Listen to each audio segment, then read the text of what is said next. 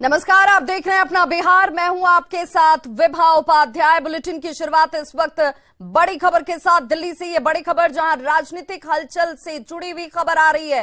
केंद्रीय गृह मंत्री अमित शाह से मिलने के लिए उपेंद्र कुशवाहा पहुंचे हुए हैं।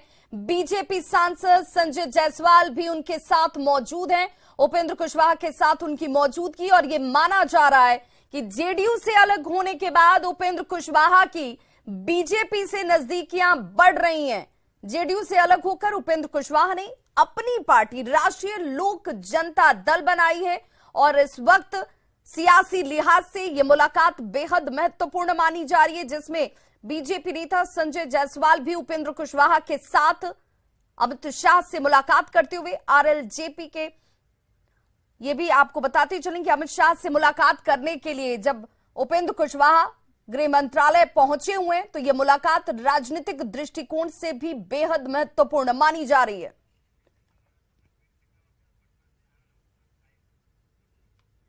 और हमारे साथ इस वक्त दिल्ली से संवाददाता लखवीर शेखावत जुड़े हुए हैं, साथ ही साथ पटना से आनंद अमृतराज हमारे साथ जुड़े हुए हैं। सबसे पहले लखवीर, इस वक्त ये मुलाकात चल रही है और राजनीतिक तौर पर इस मुलाकात के बड़े मायने निकाले जा रहे हैं।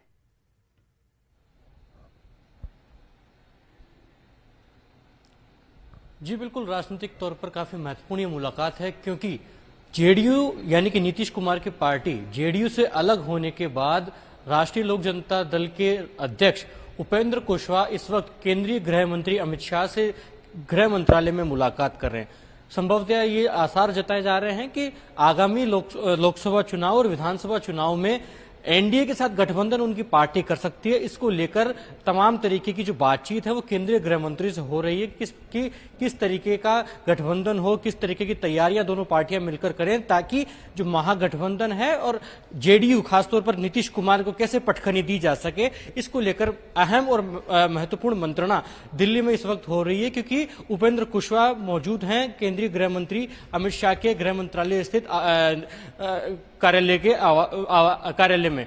वहीं बीजेपी सांसद संजय जायसवाल के होने की भी सूचना है कि ये बीजेपी सांसद संजय जायसवाल भी इस बैठक में मौजूद रहेंगे उनके साथ, और फॉर्मूला तय किया जाएगा कि कैसे गठबंधन किया जाए, आगामी दिनों में कैसे लोकसभा और विधानसभा का चुनाव गठबंधन के साथ उपेंद्र कुशवाहा की पार्टी बीजेपी के साथ कंधे से कंधा मिलाकर चले। क्योंकि पूर्व में हमने देखा कि नीतीश कुमार की जेडीयू से अलग हो गए हैं उपेंद्र कुशवाहा, और उसके बाद से ही लगातार जो नीतीश कुमार हैं और जेडीयू और खासतौर पर महागठबंधन के खिलाफ लगातार आक्रामक अंदाज में नजर आ रहे हैं। ऐसे में संभावना जताई जा रही है कि आज ही जो महत्वपूर्ण बैठक दिल्ली में हो रही है उसके बाद आगामी लोकसभा और विधानसभा चुनाव में भारतीय जनता पार्टी के साथ राष्ट्रीय लोक जनता दल का गठबंधन होने की संभावना है। बिल्कुल, और इस लिहाज से यह मुलाकात बेहद महत्वपूर्ण हो जाती है। हमारे साथ इस वक्त पटना से आनंद अमृतराज जुड़े हुए। आनंद, एक तरफ जहां महागठबंधन यूं कहें कि तेजस्वी नीतीश सभी मिलकर विपक्षी एकता और एकजुटता बनाने की कोशिश कर रहे हैं ताकि बीजेपी को घेरा जा सके, दूसरी तरफ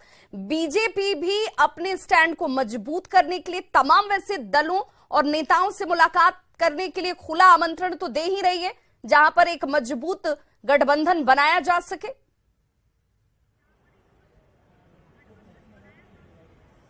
देखिए विभा, निश्चित तौर पे और उपेंद्र कुशवाहा का अमित शाह से मुलाकात करना ये साफ साफ संकेत देता है कि बीजेपी की नजर लव कुश वोट बैंक पे है। और इस कड़ी में इसके पहले उन्होंने अपने प्रदेश अध्यक्ष सम्राट चौधरी को बनाया था जो कुशवाहा समुदाय से आते हैं, और अब उपेंद्र कुशवाहा का अमित शाह से मिलना ये साफ साफ संकेत देता है कि बीजेपी उस कोर वोट को जो आज तक जेडीयू का मजबूत वोट बैंक माना जाता था, लव कुश समीकरण, उसमें से लगाने की पूरी कोशिश कर रही है। और इसी कवायद के तहत उपेंद्र कुशवाहा की आज मुलाकात भी देखी जा सकती है। और इसके पहले भी आपको याद होगा कि बिहार में जब उपेंद्र कुशवाहा ने जेडीयू का दामन छोड़ा था और उन्होंने अपनी पार्टी बनाई थी, तो आपको याद होगा कि उसी के एक दिन के बाद उनसे मुलाकात करने संजय जायसवाल जो बीजेपी के प्रदेश अध्यक्ष थे वो पहुंचे थे। और ये भी बेहद दिलचस्प है कि इसके पहले जब उपेंद्र कुशवाहा और संजय जायसवाल जब दोनों अलग अलग पार्टियों में थे तो एक दूसरे से बयानबाजी के तीर काफी चलते थे, लेकिन राजनीति की दिलचस्प तस्वीर देखिए कि आज वही उपेंद्र कुशवाहा को लेकर संजय जायसवाल अमित शाह से मुलाकात करने के लिए पहुंचे हैं। और ऐसा माना जा रहा है, ऐसी चर्चा भी थी कि उपेंद्र कुशवाहा बीजेपी के साथ है, लेकिन आज जब मुलाकात अमित शाह से उनकी हो रही है तो ये फैसला भी हो सकता है कि भाई आने वाले लोकसभा चुनाव में एक समीकरण क्या बनेंगे, उपेंद्र कुशवाहा को बीजेपी क्या देने वाली है, कितने सीट देने वाली, कई तरह की चर्चाएं हैं। बिल्कुल आनंद, जो कि दलित वोट बैंक जो है उस पर नीतीश कुमार की भी नजर है। नीतीश कुमार भी उसे कहीं ना कहीं साधने के लिए तमाम स्ट्रेटेजी बना रहे हैं, और दूसरी तरफ बीजेपी वैसे तमाम लोगों को अपने साथ जोड़ना चाहेगी जो इस समीकरण को और ज्यादा मजबूत करें बीजेपी के लिहाज से। बिल्कुल, देखिए, और कई तरह की चर्चा है। चर्चा इस बात को लेकर भी थी कि जीतन राम मांझी पर भी बीजेपी ने डोरी डाला था, और जिसका खंडन बीजेपी के, माफ कीजिएगा, जीतन राम मांझी ने किया था। तो एक बड़े दलित चेहरे के तौर पर जीतन राम मांझी माने जाते हैं। मुकेश सहनी के बारे में भी चर्चा था कि मुकेश सहनी भी बीजेपी के नजदीक जा सकते हैं, लेकिन पिछले 2-3 दिनों से अगर बयान देखें तो मुकेश सहनी का बयान बहुत सकारात्मक बीजेपी के लिए नहीं दिख रहा है।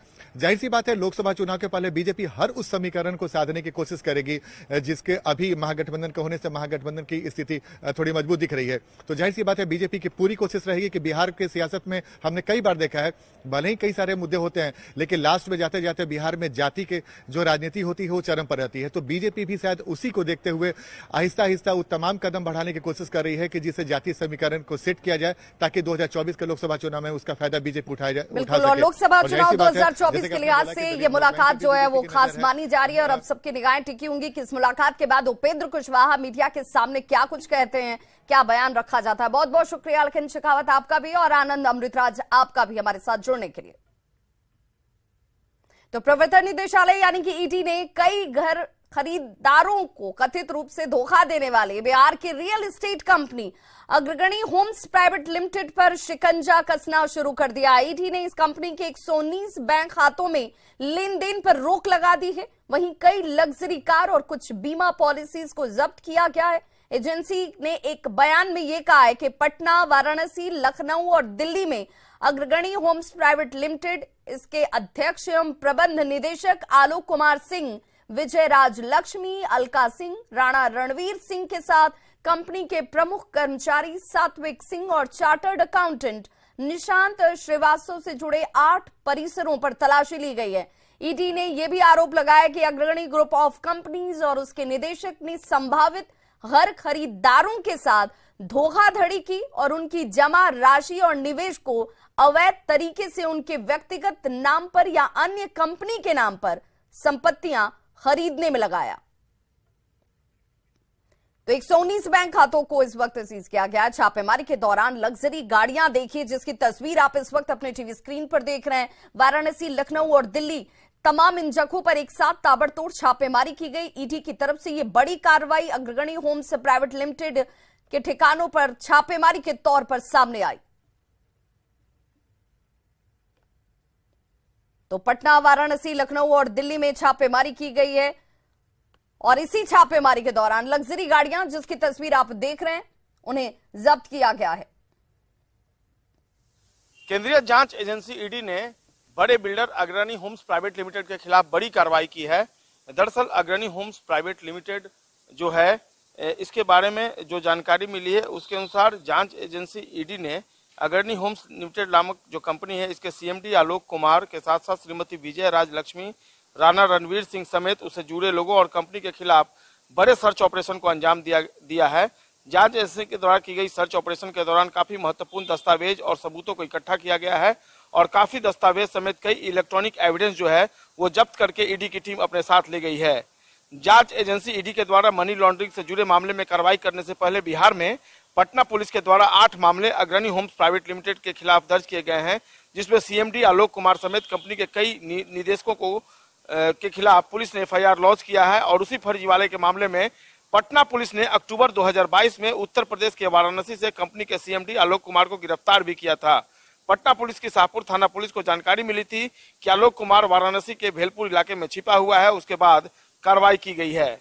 बिहार यूपी के चर्चित बिल्डर अग्रणी होम्स कंपनी के खिलाफ बिहार में RERA, Bihar real estate regulatory authority में दर्ज आधे से अधिक यानी करीब 1500 शिकायतें दर्ज की गई हैं इस कंपनी के खिलाफ। और निश्चित तौर पर ईडी की इस कार्रवाई से खलबली मची हुई है। देखना होगा जांच के बाद जो एविडेंस रिकवर किए गए हैं उसके बाद अग्रणी होम्स प्राइवेट लिमिटेड के खिलाफ कौन कौन से सबूत सामने आते हैं। संजय कुमार, न्यूज़ 18, पटना।